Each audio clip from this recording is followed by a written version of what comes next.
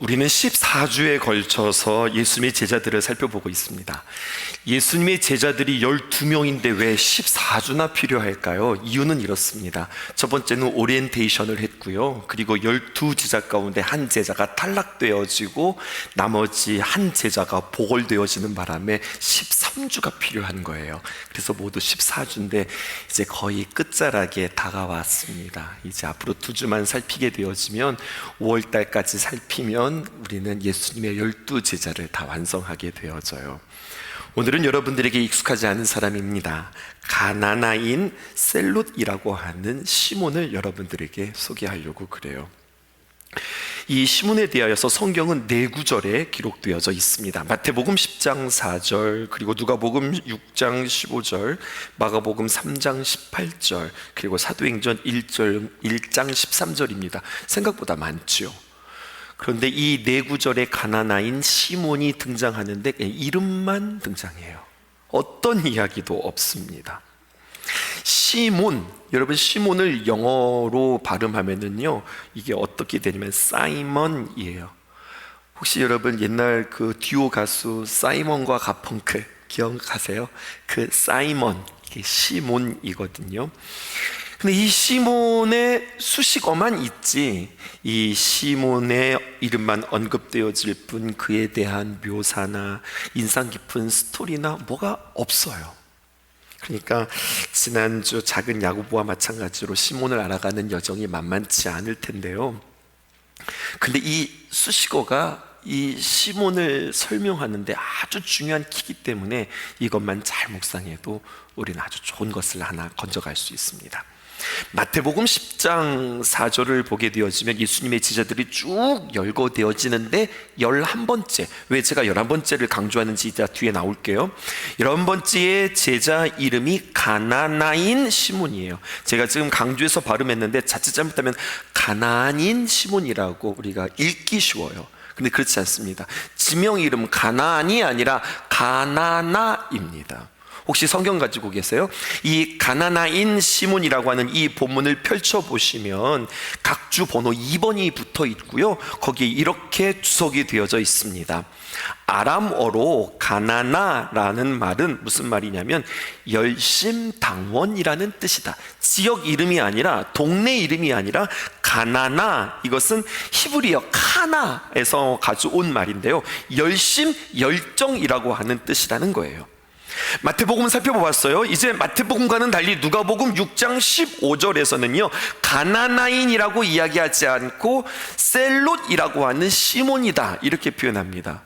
마태는요 영어로 매튜, 도마는요 토마스, 알포의 아들 야고보는 제임스, 그리고 셀롯이라고 하는 시몬은요 뭐라고 표현하고 있냐면 Simon who was called the Zealot 이렇게 표현하고 있습니다. zeal, 이게 무슨 뜻이냐면 열정, 열성이라고 하는 뜻이거든요. 그러니까 셀롯이라고 하는 시몬이라고 하는 열성당, 열심당 시몬이다 이렇게 우리가 해석할 수 있습니다. 그러니까요 여러분, 이게 성경에 나와 있는 표현 모두거든요. 시몬에 대한 정보는 뭐냐면 그는 가나나인이다, 또 다른 말로 셀롯이다, 열심당원이다, 이것밖에 없는 거예요. 이 열심당원을 우리가 풀어내기 위해서 저와 여러분들은 오늘 예수님 당시에 있었던 유대 사회의 유대 네 분파를 오늘 여러분들과 함께 생각해 볼 생각입니다. 그래서 오늘 설교는요 우리가 평상시 여러분들과 나누었던 설교와는 좀 스타일이 다르게 마치 바이블 클래스처럼 성경 공부하는 것처럼 오늘 우리가 함께 설교를 해볼 생각이에요. 공부라고 하니까 좀 싫으세요? 제가 쉽게 잘 설명할 테니까 그림 자료들을 잘 가져다가 여러분들 설명할 테니까 잘 들으시면서 오늘로써 바리새인, 사두개인, 그냥 우리는 바리새인, 사두개인 다 나쁜 사람들 이렇게만 알고 있는데 어떤 차이점이 있는지, 어떤 특징이 있는지, 이렇게 유대교에 있었던 네 분파들을 우리 함께 한번 정리해보는 시간 되었으면 좋겠습니다. 먼저 여러분들에게 바리새인과 사두개인, 바리새파라고도 하고 사두개파라고도 하는데 이 사람들을 여러분들에게 먼저 소개해 볼게요. 바리새인 먼저 보십시다. 바리새라고 하는 이 말은요 히브리어 파라쉬에서 가지고 온 말이에요. 그러니까 대부분 뭐 히브리어나 헬라어나 이 외국어를 가지고 와서 우리 한글로 혹은 한자어로 표기하기 때문에 제대로 가져오지 못했어요. 파라쉬라고 하는 것은 성경을 가져올 때는 파라쉬로 그대로 가져오지 못하고 발음을 어떻게 가져왔느냐, 바리새 이렇게 가져갔습니다. 그래서 바리새 혹은 바리새인, 바리새파 이렇게 표현하는데, 파라쉬라고 하는 이 히브리의 원뜻은 분리시키다, 또 구분하여 나누다 라고 하는 뜻을 가지고 있습니다. 예수님 당시에 바리새인들이 약 한 6천 명 정도 되었대요. 근데 그 6천 명 정도 되어지는 바리새인들이 다 똑같은 바리새인들이 아니라 그 안에서도 등급이 나누어졌답니다. 그 가운데에서 보통 회원부터 시작해서 가장 높은 등급까지 있는데, 가장 높은 등급을 하시드라고 그렇게 이야기했대요. 이 당시 그 유대 세력으로서 가장 큰 규모일 뿐만 아니라 많은 대중들에게 인기와 지지와 존경을 받았던 그룹, 바로 바리새파, 바리새인들이었습니다. 혹시 여러분들 성경에 나오는 바리새인들 누구 아는 사람 있으세요? 바리새인 중에 바리새인이라고 이야기하는 사도 바울의 전 이름 사울이 바로 바리새인 중에 바리새인이고요. 그 사도 바울의 스승이었던 가말리엘이 바리새인이었고요. 또 요한복음 3장에 보면 밤에 예수님께 찾아와서 어떻게 하면 우리가 영생을 얻을 수 있습니까? 그 영생의 질문을 했던, 그래서 요한복음 3장 16절에 배경이 되어지는, 여러분들이 잘 알고 있는 니고데모, 이 사람들이 바리새인들입니다. 이 바리새인들은요, 지금 뭐 물어봤어요? 어떻게 하면 우리가 영생을 얻을 수 있습니까? 이거 질문한 거잖아요. 그러니까 이들은 영생, 그리고 영혼, 부활, 천사, 영들의 존재, 천사와 마귀, 이런 존재들을 다 믿었던 사람들이에요. 이들은 주로 회당에서 활동했고요, 장로들의 전통을 중시했고, 특별히 정결의식, 11조 이런 것들에 대해서 무척 강조하고 중요하게 여겼던 사람들입니다. 이들의 경건과 규칙에 있어서는 그 누구보다 뒤지지 않는 철저함이 있었는데, 알프레드 에더스하임이라고 하는 사람이 유대인 스케치라고 하는 글을 썼어요. 책을 썼어요. 유대인들을 잘 묘사한 거죠. 근데 유대인 스케치라고 하는 책의 236페이지에 보면 이런 표현이 있습니다. 재밌어서 요거 가지고 왔어요. 어떤 표현이냐면 이런 거예요. 바리새인들은 길을 가다가도 기도 시간이 되면 멈추고 기도했다는 거예요. 그런데 여러분, 그 시간에 기도하는데 뱀이 말입니다, 갑자기 나타나서 그 발목을 감싸고 타고 올라와도 어이구 깜짝이야, 기도하다가 깜짝 놀라고서 쳐내는 것이 아니라, 내가 지금 기도하는 시간인데, 그 기도 시간을 무너뜨리지 않고 기도할 정도로, 여러분, 주여 나왔습니다. 주여 나왔는데요, 이만큼 이들은 철저하고 이 원칙과 규칙에 대해서 정말로 생명을 다하는 사람들이었어요. 율법이나 전통에 이렇게 철저하니 자신들이 나 바리새인이라고 하는 이 이름에 그들은 얼마나 자부심을 느꼈으며 자긍심이 있었을까요? 그런데 말이죠, 잘 따라와 보세요. 예수라고 하는 존재가 나타나자 그들이 그렇게 중요했던 전통과 장로의 규례들과 율법들에 대해서 완전히 다 폐하고 새로운 율법을 말하고 새로운 전통들을 세워가니, 바리새인들에게 있어서 예수님이 얼마나 눈에 가시와 같은 존재일까요? 뿐만 아니라 바리새인들은요, 많은 유대인들 가운데 가장 큰 그룹이었고 참 많은 사랑과 존경을 받는 사람이었는데, 예수라고 하는 사람이 등장하자 그 사랑과 존경이 바리새인에게서 예수님에게로 옮겨갑니다. 그랬더니 바리새인들이 얼마나 시기하고 예수님을 미워했을까요? 이게 바리새인입니다. 사두개인 살펴보실까요? 사두개인이라고 하는 사람들은요, 태어나자마자 그냥 금수저를 입에 물고 태어난 사람들입니다. 부유한 제사장 가문이고요, 귀족 계급에 속한 사람들이에요. 어디 출신이라고요? 귀족 출신이라고요. 귀족 출신이 당시에 엘리트 그룹에 해당되었고, 엘리트 그룹이다 보고 또 그들이 귀족이다 보니까 유대 사회에 있어서 그들은 을이 아니라 갑에 해당되었습니다. 이렇게 힘이 있고 엘리트 그룹이다 보니까 당연히 이들의 성향은, 정치적인 성향은 친로마의 성향일 수밖에 없어요.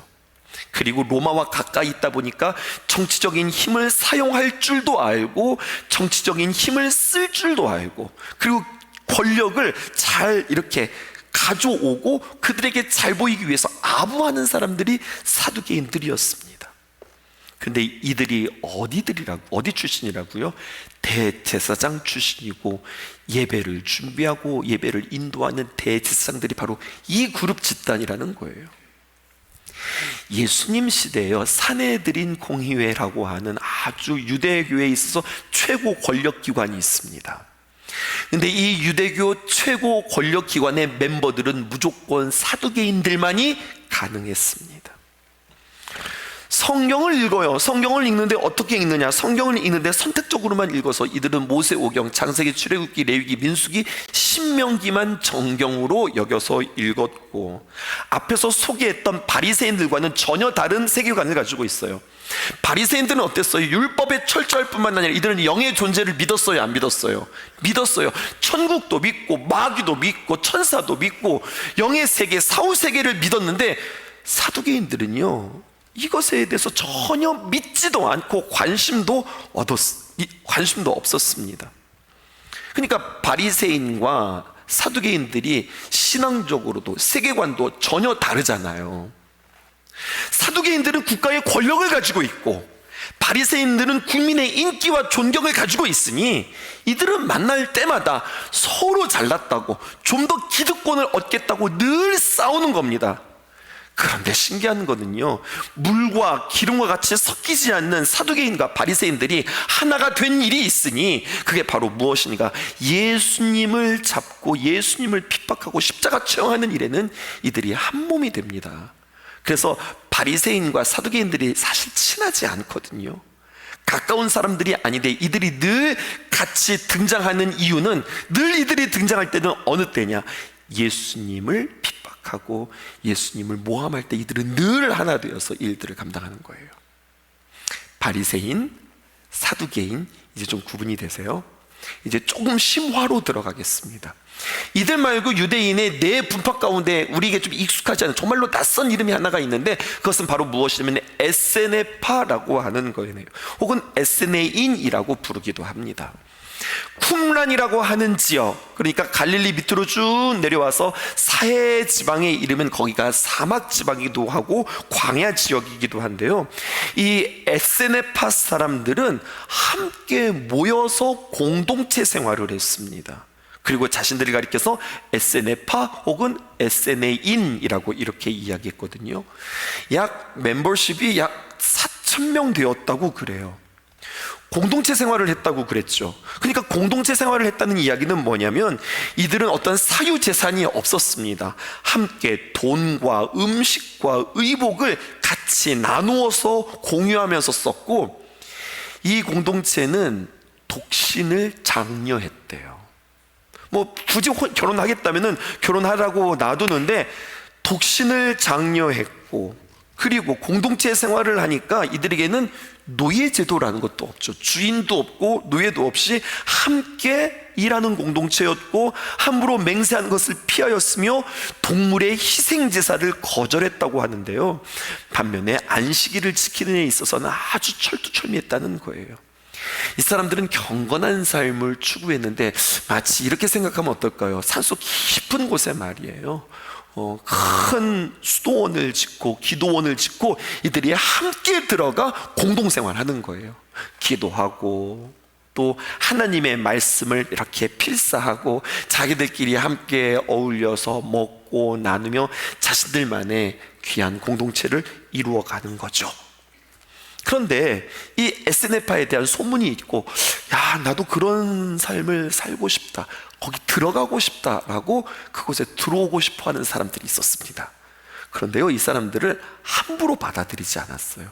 들어오고 싶어? 그러면 3년의 과정이 필요해 라고 해서 3년이라고 하는 세월 가운데 이들은 테스트하고 훈련받아야 하는데요, 3년이라고 하는 세월 동안에 공동체에서 이 사람을 받아들일지 말지, 받아들일 만한 자격이 있는지 없는지, 특별히 금욕 훈련을 통하여서 이들을 받아들인다 만다를 공동체가 결정했다는 거예요. SNF파에 들어가기를 원하면 일단 모든 사유 재산을 다 반납하고 그들에게 주어지는 것은 곡괭이 그리고 흰 옷입니다. 무엇을 의미할까요? 함께 공동체에 모여서 너는 노동하고 흰 옷, 구별된 옷을 입으면서 거룩한 금욕 훈련과 그리고 하나님 앞에 경건한 생활들을 해라, 이것들을 요구하는 겁니다. 재밌는 표현은 이런 표현도 있어요. 1년의 훈련 테스트 기간 동안에는 목욕을 할 수 없었대요. 놀랄 일이죠. 이것도 하나의 훈련에 들어가는 겁니다. 뿐만 아니라 2년의 견습 시간이 지나면 SN의 공동체와 함께 그제서야 비로소 같이 밥을 먹을 수 있는 그러한 자격이 주어졌고요. 그렇게 SN파 사람들이 약 4,000명을 거의 유지하는 겁니다. 금욕생활에서 탈락하는 사람들은 내보내고 들어오는 사람들 그 훈련을 통하여서 점검한 뒤에 받아들이고, 그래서 약 4,000명이라고 하는 숫자들은 늘 유지가 되었는데, 그 안에서도 어떤 경건한 훈련에 최적화가 되었느냐에 따라서 다수의 여러 가지 분파로 그 안에서 나뉘어졌다는 거예요. 이 SN파 가운데 여러분들이 잘 알고 있는 사람 한 사람이 있으니 그 사람이 바로 누구냐? 요한복음 서두에 나오는 세례 요한이 이 SN파였을 것이다 라고 성경학자들은 그렇게 이야기합니다. 다 오셨어요.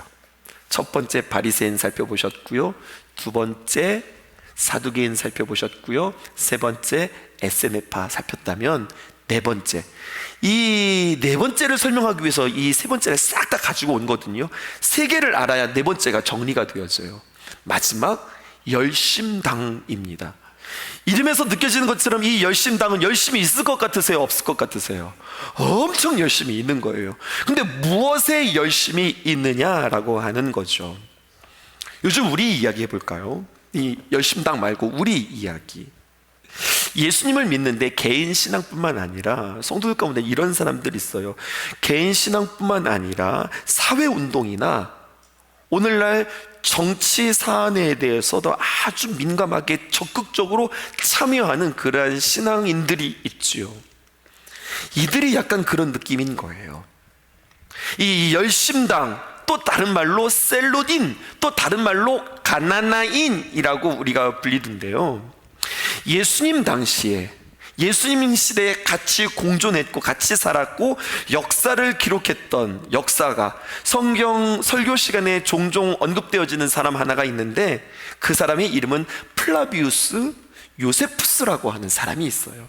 요세푸스에 의하면, 요세푸스의 기록에 의하면 이런 표현들이 많이 등장할 거예요. 이 사람이 얼마나 중요하냐면, 이 사람은요 예수님과 동시대에 살으면서 역사가였기 때문에 그 당시의 문화와 그 당시의 사람들과 그 당시의 어떤 사람들의 경향들을 잘 객관적으로 서술했기 때문에 그 책을 보면, 성경책은 아니지만, 아, 그 당시 사람들은 이렇게 살았겠구나, 아, 그 당시는 이런 것이 관심이었구나, 아, 그 당시는 이런 전쟁이 있었네, 이것을 알 수 있는 거예요. 근데 요세푸스가 썼던 유대 전쟁사에 보면은요 이 열심당에 관한 이야기들이 기록되어져 있어요. 그러니까 그것에 우리는 관심 가질 필요가 있는 거예요. 왜냐하면 시몬이 열심당이었으니까. 이 책에서 열심당을 소개하기를 이렇게 이야기해요. 신앙관에 있어서는 바리새인과 사두개인 중에 바리새인 쪽에 가까웠대요. 그러나 정치관에 있어서는 자유와 독립에 대한 엄청난 열정과 애착심이 있었다는 거예요. 그리고 이 애착심은 그들로 하여금 극단적인 행동을 낳기도 했는데, 그들의 이름이 지칭하는 것처럼 열심당, 가나나인, 셀로땅이라고 하는 이름 외에 시칼, 이렇게 우리가 들리죠. 시칼이, 이게 무슨 뜻이냐면요, 시칼, 뜻하고 발음하고 좀 느낌 비슷해요. 자객, 암살단, 이런 이름도 가지고 있었다는 거예요. 이게 무슨 이야기냐면, 이들의 열정이 어느 정도까지 갔냐면 무리를 지어서 일종의 무력을 행사하며 이들은 강도의 형태를 다니면서 반달 모양의 단검을 품에 차고 있다가 자기들의 주적이라고 생각되는 인물이 나타났다? 그러면 그 제거의 임무를 과감없이 행동하는 사람들, 그 우리나라의 역사로 볼 때는 어쩌면은 독립투사와 같은 그러한 이들이 열심당원이었다는 거예요. 요세푸스 이야기를 좀 더 가져와 볼게요. 요세푸스의 유대 고대사에 이런 내용이 전해진다고 해요.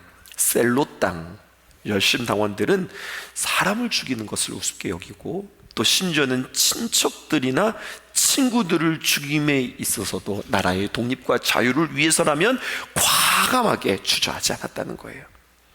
그들은 자신들의 목숨이 끊어져도 하나님 말고는 누구도 주님이라고 하는 용어를 쓰지 않았다고 이야기하는 거예요. 되게 중요한 표현입니다. 당시 로마가 세계를 섭렵하고 세계를 통치할 때에 물론 그들에게 자치를 인정해 주었지만 몇 가지를 요구하는 것이 있었어요. 그 가운데 하나는 뭐냐면 자기 자신을 가리켜서 주님이라고 부르도록 요청했단 말이에요.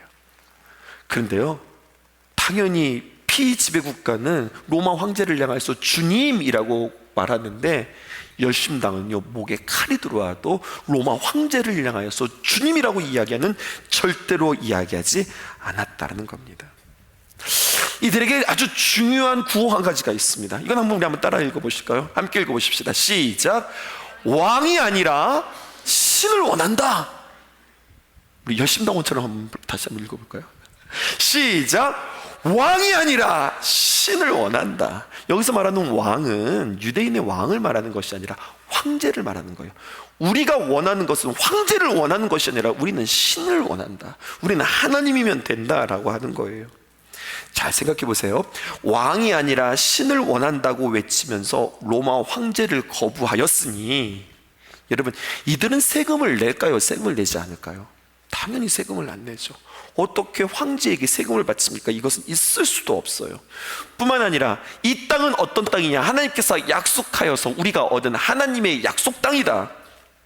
하나님께서 우리 이스라엘 백성들에게 약속으로 주신 땅인데, 지금 이교도들이 들어와서, 로마 군대가 들어와서, 로마가 들어와서 이 땅을 점령하고 있어. 게다가 점령하는 것도 내가 지금 속상해 죽겠는데 돈까지 내라고 그래? 세금까지 내라고 그래? 절대 있을 수 없다는 이야기죠. 절대 세금 못 낸다는 이야기입니다. 이렇게 극단적으로 칼을 품고 살아가면서 언제든지 민족에게 반역하고 하나님의 이름을 더럽히는 자는 단검으로 단칼에 살해하겠다고 하는 혈기등등 살기등등한 이들이 바로 열심당원들이었습니다. 그런데 이 열심당원 가운데 시몬이라고 하는 사람이 있었는데, 이 시몬을 예수님의 12 제자 가운데 한 사람으로 예수님께서 픽했다는 이야기예요. 오늘 우리가 읽었던 사도행전 1장 6절에 있는 말씀입니다. 그들이 모였을 때에 예수께 여쭈어 이르되, 자, 그들이 모였습니다. 감람산에 모였는데요, 이들이 모일 때는 그냥 모이자 해서 모인 게 아니라 되게 설레임으로 모였어요. 예수님께서 십자가에서 못 박혀 죽으셨을 때 그들은 정말 다 절망했거든요. 이게 끝인가 보다 했는데 예수님의 말씀대로 사흘 만에 부활하셨어요. 그리고 40일 동안 그들에게 부활하신 모습을 보이자, 야, 예수님이 말씀대로 살아나셨다. 사람들이 또다시 한번 동요되어지기 시작하는 겁니다. 그리고 예수님께서 감람산에 쓰셨다라고 하니까 사람들이 모이기 시작했어요. 그러면서 또다시 기대합니다. 무엇을 기대할까요? 주님께서 드디어 이 땅을 회복하시려나 보다. 그러면서 그들이 이런 기대감으로 모였을 때에 예수께 한 사람이 묻습니다. 뭐라고 묻느냐? 주께서 이스라엘 나라를 회복하심이 지금입니까? 이때입니까? 우리 다 준비되십습니다. 우리는 다 준비되었습니다. 말씀만 하시면 우리는 행동 계십니다. 다들 준비하고 왔을 이때입니다. 근데 성경학자들은요, 이 질문을 했던 사람이 누구냐? 성경에는 기록되어져 있지 않지만 그의 뉘앙스와 그의 태도로 봐서 이 말은 열심당 시몬이 예수님께 질문했던 것이 아닐까, 이렇게 주경가들은 해석하고 있습니다. 이제 마지막입니다. 여러분, 그러면 생각해 보실까요? 시몬이 예수님의 제자가 되었다. 그리고 그는 하나님의 나라의 멤버가 되었다. 이것은 무엇을 뜻할까요?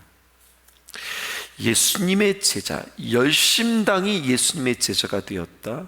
저는요, 셀롯인 시몬이 예수님의 제자가 되었다는 것을 생각하면서 예수님의 명단들, 예수님의 제자들의 명단들을 딱 보다 이러면 어떻게 하지? 이게 한 가지가 발견되었어요. 뭐가 발견되었느냐? 예수님은 정말 마음이 넓으시구나. 아니면 예수님은 정말 큰 계획이 있으신가? 아니면 아니 예수님 왜 이렇게 고생을 사서 하시지? 이런 생각이 들었던 거예요. 왜냐하면요, 예수님의 12제자 가운데 열심당원이 시몬 말고 한 사람이 더 있다고 사람들은 이야기하기도 해요. 12명의 명단들이 쭉 나열되어지는데 가나다 순이 아니거든요. 나름대로 뭔가 원칙이 있거든요. 근데 열심당 시몬이 몇 번째인 줄 혹시 기억하십니까? 11번째였어요. 그리고 그 뒤에가 누군 줄 아세요? 가룟 유다였어요. 가룟 유다가 예수님을 팔아서 맨 끝에 올 수도 있지만 많은 사람들은 이야기하기를 가룟 유다 역시 열심당원이었다, 그 또한 셀로딘이었다라고 해석하는 사람들이 많아요. 그러니까 예수님의 제자들 가운데는 열심당이 2명이나 있는 거예요. 누가 있느냐? 시몬이 있고 가룟 유다가 있는 거예요. 근데 여러분 기억하세요? 그 예수님의 12제자 가운데 누구도 있어요? 세금을 거두었던 로마 황제의 앞잡이였던 마태가 있는 거예요. 열심당은 굉장히 극단적인 사람들이거든요. 뭐 품고 살아간다고요? 칼을 품고 살아가는데 그들이 정말로 이를 갈면서 싫어하는 존재가 예수님의 그룹 가운데 있었으니 바로 누구냐? 마태라는 거예요. 저거는 세금을 거둬들이는 세리장, 친로마에 있는 사람, 우리는 반로마에 있는 사람. 여러분, 예수님의 제자 그룹에 상극이 모인 셈입니다. 로마에 빌붙어 사는 세리도 있었고요, 로마라고 하면 치를 떠는 열심당원도 있었다고요. 열심당원 출신이 이 세리를 보면 어떻게 했을까요? 이를 갈지 않았을까요? 기회만 되어지면 품 안에 있는 칼을 빼서 언제든지 저 등에 칼을 꼽는다, 이런 생각이 그들 마음 가운데 있지 않았을까요? 마태가 몰랐을까요? 열심당원이 어떤 존재라는 걸 마태는 몰랐을까요? 언제나 그들을 바라보면서 조마조마하지 않았을까요? 이렇게 정반대의 세계관과 정치관을 가지고 있는 이들이 똑같이 예수님의 제자가 되었다는 거예요. 그러니 예수님께서 십자가에 못 박히시기 전 마가의 다락방에서 12제자를 다 부르신 뒤에 하셨던 말씀이 새롭게 해석이 되는 거예요. 뭐라고 말씀하시느냐? 요한복음 13장 34절에서 35절, 새 계명을 너희에게 주노니 서로 사랑하라. 내가 너희에게 사랑한 것 같이 너희도 서로 사랑하라. 35절, 너희가 서로 사랑하면 이로써 모든 사람이 너희가 내 제자, 누구 제자? 예수님의 제자인 줄 알리라. 이 말씀을 하는 거예요. 그냥 무턱대고 예수님께서 야 서로 사이좋게 지내, 사랑하면서 살아, 이게 아니라 예수님의 눈에는 시몬도 보이는 거고 마태도 보이는 거고 가룟 유다도 보이는 거죠. 누가 진짜 제자게? 거두절미하고 딱 하나만 해도 제자인 거야. 주 안에서 서로 사랑하면 제자인 거야. 이걸 말씀하는 거죠. 엄청난 도전이었습니다. 우리는 맞아, 사랑하면서 살아야지, 우리는 이렇게 받아들일 수 있으나, 여러분, 정반대의 세계관, 정반대의 상황을 둔 두 사람을 제자로 부르시고 그들에게 굳이 예수님을 속썩이게 하면서, 굳이 신경 써가면서 그들에게 사랑을 가르치시는 모습을 우리는 만나게 되어지는 겁니다. 지난주에는요 5월을 맞이하여서 여러 가지 행사들이 있어서 저도 지역을 살피고 섬기는 일이 있었습니다. 특별히 어버이날을 맞이하여서 잔치 자리에 제가 부족한데 축하와 인사말을 할 수 있는 기회가 있었어요. 교회에서 하는 행사가 아니라 지역 행사다 보니까 춘천 시장님을 대신해서 복지국장님, 원래는 시장님이 오셔야 되는데 일정이 있으셔서 못 오셔서 복지국장님이 오셨고요. 또 시의회 부의장님, 시의원님, 도의원님, 지역면장님 등등 유지들이 다 모였어요. 그러니까 지역을 섬기는 분들이 다 모인 거죠. 거기에 저도 어떻게 가게 되었는데 그 자리에 현지사 대원 스님도 함께 오셨습니다. 이제 그 귀빈 자리라고 쭉 자리했는데 제가 이렇게 앉아 있는데 어이구 현지사 대원 스님이 오시는 거예요. 근데 스님이 오시자마자 저를 보고서 이렇게 딱 합장하면서 이렇게 인사하는 거죠. 저보다 훨씬 어른이신데, 이거 뭐 종교를 떠나서 제가 먼저 얼른 일어나서 인사를 했어야 됐는데 스님이 와서 아이고 목사님 이러면서 인사를 하는 거죠. 스님이 인사하는데 저는 어떻게 인사를 했어야 할까요? 그렇다고 목사가 같이 이렇게 합장하면서 아이고 스님 이렇게 인사할 수는 없는 거잖아요. 안녕하세요 뭐 이럴 수도 없고, 저도 뭔가 좀 특별하게 인사를 하고는 싶은데 이거는 천주교 거고 기독교 거 뭐가 없는 거예요. 순간 제가 만들어냈잖아요. 할렐루야. 스님 합장할 때 똑같이 합장했어. 스님 할렐루야 하면서 인사했어요. 사람들은 뭐 종교 대통합이다, 우리 목사님과 스님이 함께 자리에 있어서 너무 좋다, 뭐 그렇게 이야기했는데 좋았어요. 같이 이런저런 이야기도 하고 함께 교제하지만 불편하죠. 그래서 오늘 말씀이 다시 한번 생각이 났어요. 예수님의 제자들 가운데 우리가 특별히 뭐 싸운 것도 아닌데 그냥 신앙만 가지고도 이렇게 불편한데, 여러분 정치관이 다르고 목적이 다르고 그것을 위해서 자신의 생명을 바친 사람들이 그 자리에 앉아있으니 이들은 얼마나 불편했을까요? 유대인들이요 처음 예수님을 향하여서 열광한 이유가 있었습니다. 그것은 바로 자신들이 꿈꾸었던 메시아 왕국이 왠지 저 예수로부터 실현될 것 같은 기대가 있었기 때문이에요. 인품도 좋아요, 능력도 있어요, 인기도 있어요, 하나님의 귀한 말씀에 대한 지혜와 지식도 있어요. 저분이 우리의 왕이시다라고 하는 기대가 있었던 거예요. 그런데 그런 기대와는 달리 예수님은요 늘 생각하시고 말씀하시는 예수님의 나라는 세상의 나라가 아니라 하나님의 나라예요. 유대인들은 열심당을 비롯하여서 자신의 나라의 자유와 독립을 가져다 줄 정치적인 메시아를 꿈꾸고 있는데, 예수님은 늘 무엇을 말하냐면 사랑을 말하고 은혜를 말하고 죄사함을 말하고 십자가를 말하고 자기 부인을 말하고, 아내 부인이 아니라 나 자신을 부인하는 그런 부인을 이야기하니 자꾸 싫은 거예요. 결국 그러다가 예수님께서 십자가를 선택하자 예수님을 따랐던, 그렇게 호산나를 외치며 당신이 우리의 왕이라고, 우리를 구원하소서라고 외쳤던 그들이 한꺼번에 뒤돌아서기 시작했습니다. 그리고 예수님을 정치범으로 몰아 로마 빌라도 총독에게 고소합니다. 예수님에게 죄를 뒤집어 씌우는데요, 로마 황제에게 세금을 내는 것에 대하여서 못 내게 했다. 언제 예수님께서 그렇게 이야기했어요? 그런데 못 내게 했다. 또 스스로 자기를 자칭 왕이라고 했다. 그 왕의 개념이 그런 왕이 아니었잖아요. 이렇게 그 예수님께 프레임을 씌워서 예수님의 죄를 뒤집어 씌우는데, 예수님을 신문한 빌라도는 예수님을 바라보면서 그에게 어떤 정치적인 역모를 발견할 수 없거든요. 예수님이 말씀하시는 나라는 사람들이 말하는 세속적인 나라, 세상의 나라가 아니라 하나님의 나라를 말씀하시는 것은 이도교인 자신도 이해하겠어요. 근데 자꾸만 사람들이 이렇게 몰아가는 거죠. 그래서 빌라도는 어떻게 합니까? 유대 민중에게 이 사람 죄가 없다 2번씩이나 풀어주려고 하자. 만일 당신이 무죄를 선언해, 그러면 당신도 이 사람이랑 똑같은 사람이고 로마 황제에게 반역하는 죄를 지었다라고 하면서 같이 압박하는 거예요. 예수님 살리면 당신도 동조자다. 이 말에 이 빌라도가 겁을 먹습니다. 그리고 예수님을 십자가에 넘겨요. 그렇게 예수님께서 십자가에 죽으시는 겁니다. 근데 알다시피 예수님은 십자가에서 죽으시는 것으로 끝난 게 아니었어요. 3일 만에 부활하셨어요. 근데 여러분 집중해 보세요. 3일 만에 부활하셨는데 왜 예수님이 십자가에 못 박혔다고요? 하나님의 나라를 이야기하다가, 사람들이 원하는 세속적인 나라, 세상의 나라를 건설하는 것이 아니라 하나님 나라 건설하다가 그가 십자가에 못 박혀 죽게 되었는데, 그가 다시 한번 부활하셨어요. 그리고 40일 동안 제자들을 만나면서 그들에게 단 한 가지를 이야기하시는데, 그게 바로 무엇인가? 사도행전 1장 3절에 기록되어져 있습니다.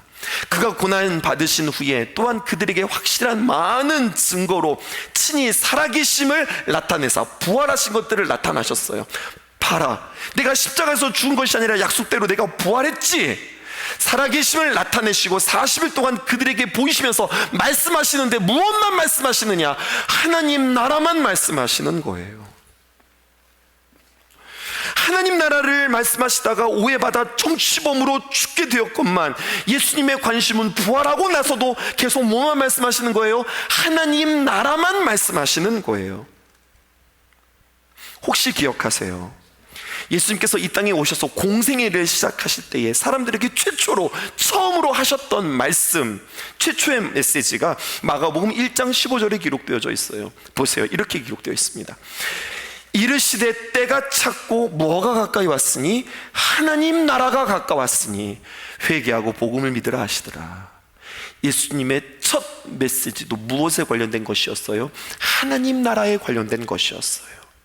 하나님 나라가 얼마나 중요하면 예수님의 첫 번째 메시지도, 예수님께서 부활하시고 나자마자 전하신 말씀도 다 하나님의 나라예요. 그뿐만이 아니에요. 예수님께서 예수님의 제자들에게 가르치셨던 기도가 있습니다. 우리가 함께 암송하는 주기도문이에요. 여기에도 하나님의 나라가 등장해요. 마태복음 6장 9절에서 10절에 있는 말씀 보실까요? 그러므로 너희는 이렇게 기도하라. 하늘에 계신 우리 아버지여, 이름이 거룩히 여김을 받으시오며, 그 다음 10절입니다. 나라가 임하옵시며. 여러분, 이 나라는 무엇일까요? 하나님 나라예요. 하나님 나라가 임하기를 원합니다. 그렇다면 이제 결론입니다. 하나님 나라는 무엇일까요? 하나님 나라는 무엇이고 우리는 언제 어디로 가야 하나님 나라에 입국할 수 있을까요? 2000년 전 바리새인들이 우리와 똑같은 질문을 했습니다. 그때 예수님께서 그들에게 하나님 나라를 이렇게 설명해 주셨어요. 누가복음 17장 20절에서 21절에 있는 말씀, 바리새인들이 하나님의 나라가 어느 때에 임합니까? 우리가 어떻게 거기에 들어갈 수 있습니까? 질문할 때에 예수께서 대답하여 이르시되 하나님의 나라는 볼 수 있게 임하는 것이 아니요, 21조, 또 여기 있다 저기 있다고도 못하리니 하나님 나라는 너희 안에 있느니라. 아멘이십니까? 결론입니다. 하나님의 나라, 이 단어로 표현할 수 있어요. Not yet, 아직 임하지 않은 나라, 우리가 주님 만나서 같이 들어갈 나라. Not yet, 아직 임하지 않은 나라. 하지만 already, 이미 임한 나라, 이미 우리의 마음에 임한 나라. 그 나라는 열심당의 칼과 무력으로도, 사두개인의 정치적인 힘으로도, 바리새인들의 인기로도 들어갈 수 없는 나라, 하나님의 나라. 그 나라는 영원히 불변하는 나라, 세상 나라는 흥망성쇠를 거듭하는 나라. 그러므로 하나님의 나라를 사모하고 하나님의 나라의 통치를 인정하는 사람, 이 세상 어디서도 어떤 상황에서도 당신이 열심당이든 당신이 세리든 당신의 마음속에 하나님의 나라가 임한다고 우리에게 이야기해 주고 있어요. 보세요, 전혀 어울릴 수 없는 사람들이, 전혀 자격 없는 그들에게 하나님께서 성령을 선물로 주시자 영이신 하나님 안에서 함께 하나님의 통치를 받으며 함께 바라보고 함께 믿고 함께 소망하고 함께 사랑하는 자들이 되었어요. 나는 혹시 열심당 아닙니까? 나는 열심당, 아니 목사님 저는 열심당이 아닌데요. 아니요, 여러분들 품속에 칼 하나씩 다 차고 있는 거 아닙니까? 아차 하면, 이때다 싶으면 내 만의 무기를 착 꺼내서 휘두르는 그런 칼들 하나씩 다 품고 있지 않습니까? 그게 돈이 되었던, 그것이 나의 실력이 되었던, 아니면 나의 어떤 재능이 되었던, 어떤 나의 위치가 되었던, 나의 권력이 되었던, 그것 가지고 하나님 나라 들어갈 수 없고 그것 가지고 하나님의 나라를 누릴 수 없다고 이야기해요. 하나님의 다스림, 하나님의 인도를 인정하는 사람이 하나님 나라 들어갈 수 있다고 하는데 좀 막연하죠. 좀 막연하다고 생각했어요. 그러다가 하나님 나라를 누리고 하나님 나라를 들어가고 하나님 나라를 살아가는 사람들에게 너무나도 잘 어울리는 찬송가 한 가지를 발견했어요. 그게 오늘 여러분들과 함께 마지막으로 부를 찬송가 543장입니다. 어려운 일 당할 때. 가사가 이렇습니다. 어려운 일 당할 때 나의 믿음 적으나 의지하는 내 주를 더욱 의지합니다. 성령께서 내 마음 밝히 비춰주시니 인도하심 따라서 주만 의지합니다. 세월 지나갈수록 의지할 것뿐일세 무슨 일을 당해도 예수 의지합시다. 그런데 좀 아쉬워요. 왜 아쉬우냐면 이 외국 곡에 한글로 번역해서 이것을 그 곡에 맞추다 보니까 이게 원뜻이 잘 표현되어지지 않았어요. 그래서 원문을 가지고 제가 직역하고 좀 더 쉽게 풀어서 여러분들에게 설명해 드릴게요. 그럼 이게 좀 더 와닿아요. 보세요. 비록 나의 믿음이 적을지라도 어려운 일을 당할 때마다 내 힘 의지하지 않고 내 주님을 더욱 의지합니다. 2절 가사예요. 성령께서 늘 함께 계셔서 내 마음을 환히 비춰주십니다. 이게 주님의 다스림과 주님의 통치예요.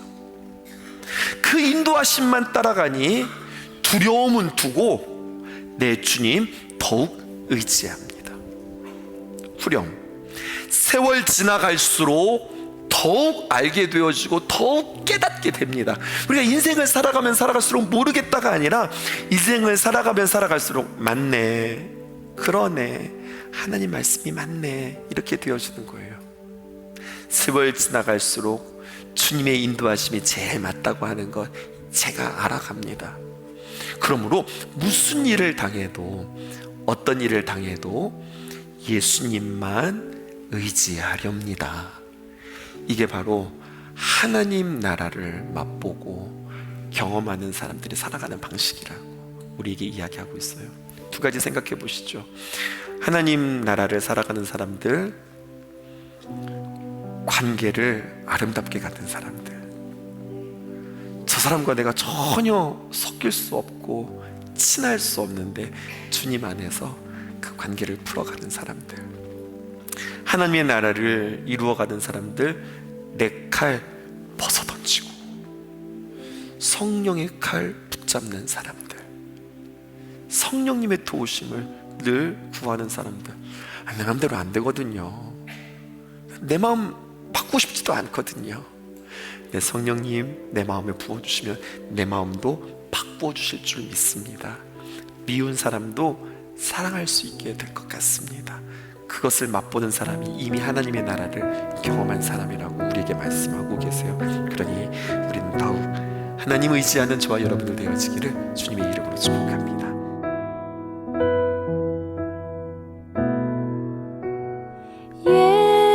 예수 사랑합니다. 사랑합니다.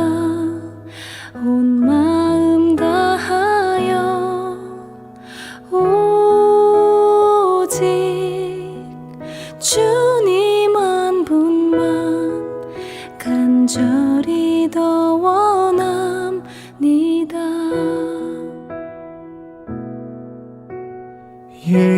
예수 사랑합니다. 사랑합니다. 온 마음 다하여 오직 주님 한 분만 간절히 더 원합니다. 넘쳐나네 넘쳐나네 주를 향한 내 속에 갈망이 주님께로 날 이끌어 주소서. 주님을 더 원합니다.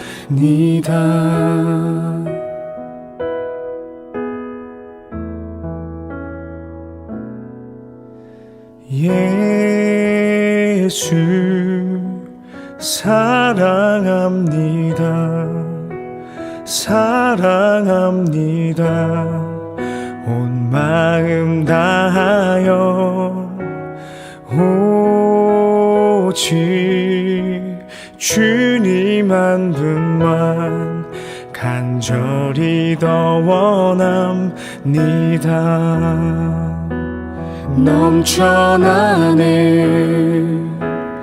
넘쳐나네 주를 향한 내 속에 갈망이 주님께로 날 이끌어 주소서. 주님을 더 원합니다.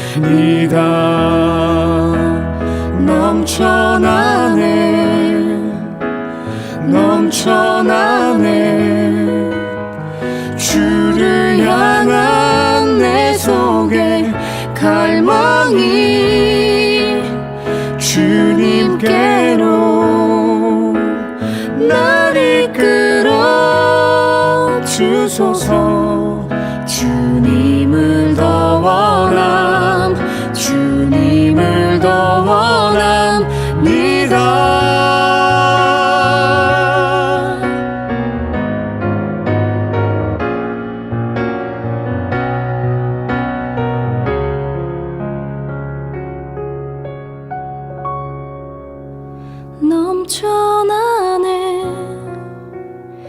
넘쳐나네 주를 향한 내 속에 갈망이 주님께로 날 이끌어 주소서. 주님을 더 원합니다. 주님을 더 원합니다. 주님을 더 원합니다.